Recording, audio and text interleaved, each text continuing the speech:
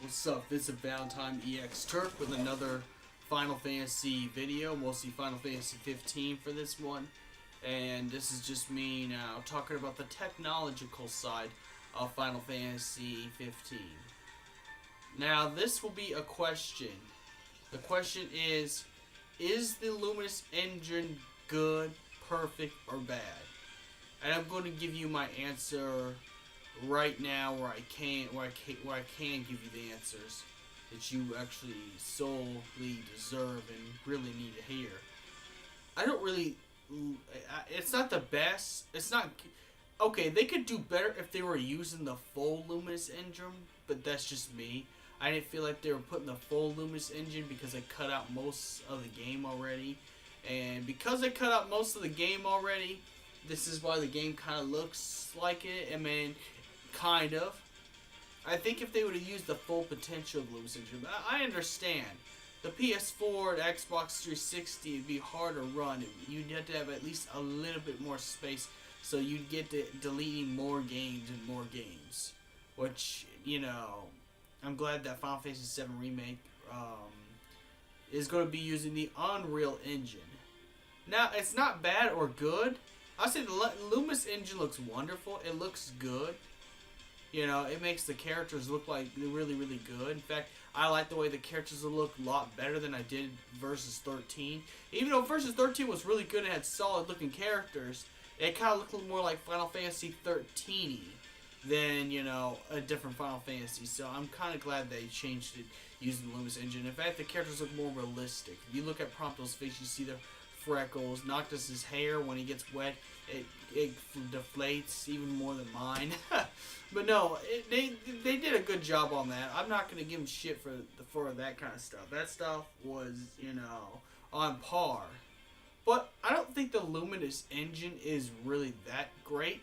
On the fact now, before you want to get on me and give me mass dislikes and, you know, castrate me or put me on a burning cross, I just want to say that, you know, I think if they used the full potential, it'd probably work a lot better. It's not good or bad to me. For me, it's neutral. The game looks wonderful. It really, really does look wonderful. In fact, that's why I can't stop playing it. I stream it almost every day at this point. You know, so it was really $60 was well spent. So, you know, I'm happy about that. But could they have used the full extent? I think they could have. Yes, it would have at least cost a lot. It would have at least cost a lot more, you know, data and stuff like that. But I think it's, you know, to be quite honest, I call it fair. It's neutral with me. You know, Square Enix does wonderful things with their games and animation. They make wonderful animations for their games, which makes their games real good. And you know what? I like it, and I appreciate it for what it is. I think what could be kind of different is, like, if they use the full potential of the Luminous engine. Like, I don't know, if you take the Lightning Saga was pretty good because they used the full potential, both in gameplay and in cutscenes. In fact, if you really look at it, the cutscenes match the gameplay. Not to say it didn't in Final Fantasy 15. Final Fantasy 15 is a wonderful game, no matter how you slice it. But I think if they didn't just rush the product, they would have been able to take their time. The game was pushed back a little bit longer, just at least a couple more weeks, you know, and have the full extent of the game. This would have been at least a lot better. But that's just how that's how I view it. I'm really neutral, if anything else, on the stance of the Luminous engine. Now, I'm not gonna say it's perfect. It's not a perfect engine at all, by far. If they didn't use the full power of the Luminous engine. But this, I'd say this pars with Batman Arkham Knight games, Assassin's Creed games, and any games that use kind of a similar engine, you know. So, you know, it did good for what it was supposed to do. It did what it wanted to do. Now, it probably would have ran out the PS4 and, you know, run over it, make it, you know, get the PS4 hot and not in working order if they did the full thing, which I understand, but they could at least put half the product in it. People have the product of the Luminous engine, and people won't be able to tell the difference. At least people who aren't taking technology courses. Only reason why I know about this is my best friend is going to school for animation, and so, you know, he talks about animation and stuff like that. So you know, that's the friend who made me that one intro. You know, my best friend. You know, he made the intro for me. He knows a lot about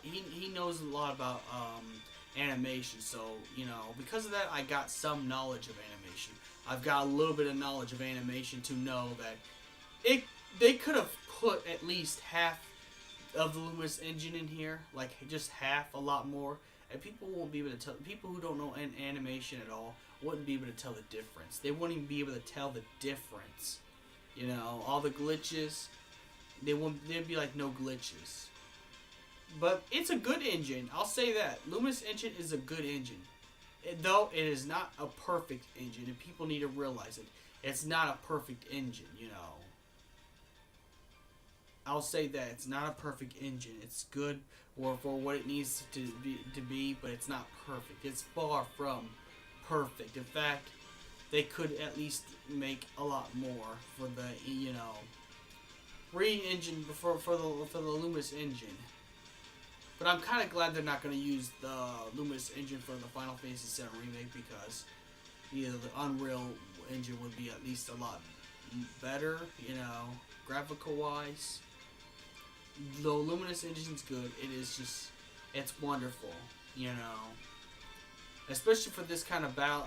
The Luminous engine's wonderful for this kind of battle system and this kind of gameplay. This type of gameplay runs very well with the Luminous engine. So I think they should, you know, keep it in this game, of course.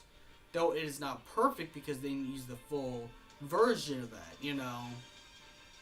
Like I said, I know a little bit about animation, so, you know, I think, you know, they could have put a little bit more.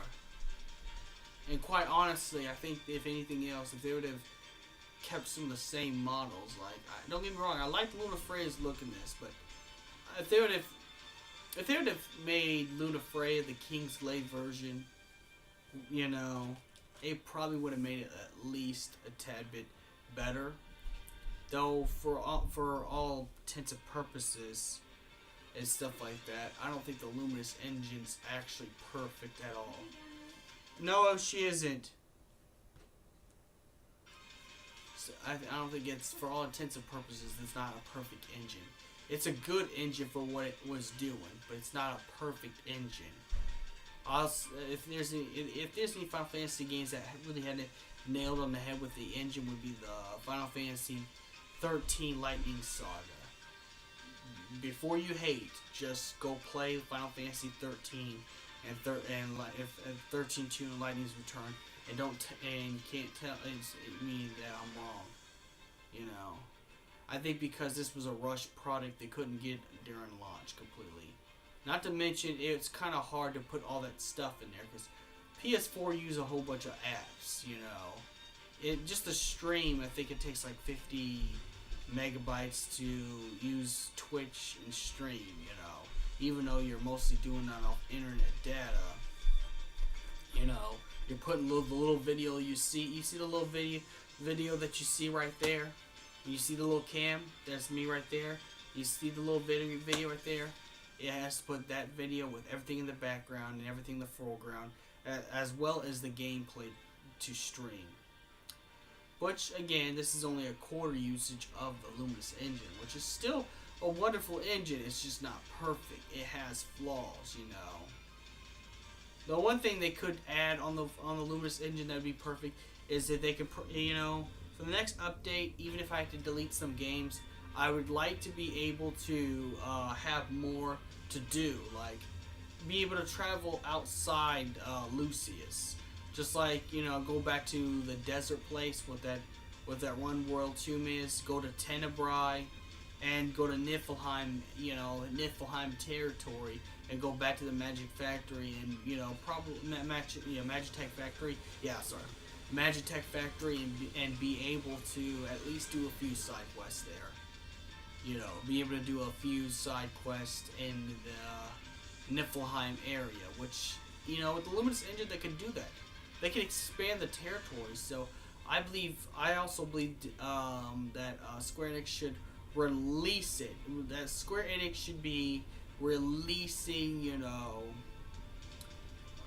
where you can go to all the extra territories out there, plus the worlds we've been in before, like that one place in the desert and Tenebrae, the Glacia, and we don't even have to go to one place in the Niflheim territory.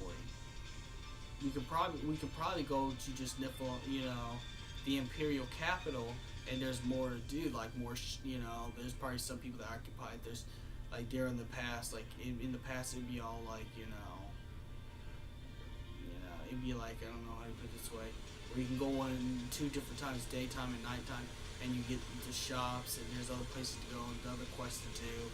Probably some level 80, 90, you know, monsters and demons that could probably you get to fight, you know. Or probably put another secret final, secret Final Fantasy classic boss, you know. Maybe not Ultros because he was in Kingsglaive, and Gilgamesh is in there, you know. I don't know. Probably we already have Omega, but then, you know, just you get the idea. Now I'm a little bit running over time, but do I think the Luminous engine is perfect? No. Do I like the Luminous engine? Yes. I just think you could tweak the Luminous engine a lot better, and that's all. That's all I want to talk about in this video. May the crystal be with you.